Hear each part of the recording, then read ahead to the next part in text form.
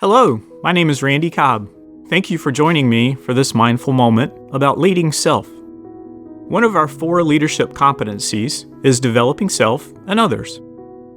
It's an acknowledgement that the first person we're responsible to lead is ourselves.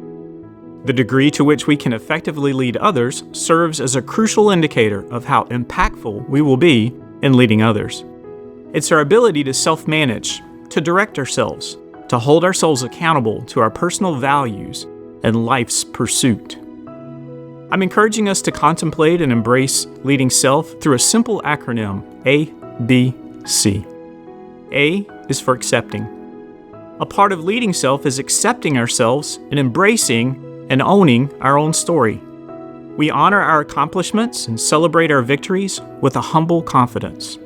We embrace our struggles and accept our failures, receiving them as opportunities to learn and as motivation and direction for our future. We reject the convenience of having a victim mentality, even when we've been legitimately wronged by others. We refuse to be led or held hostage by thoughts of regret, shame, or powerlessness. Accepting means we see ourselves as responsible for and owning our actions, past, present, and future.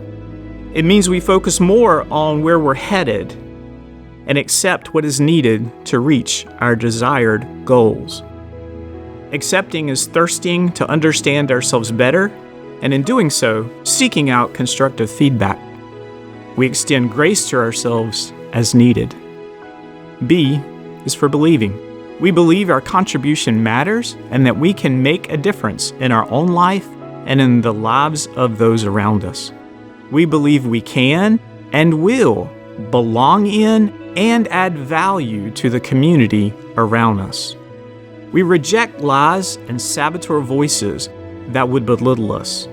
We deny a place for self-limiting thoughts and attitudes.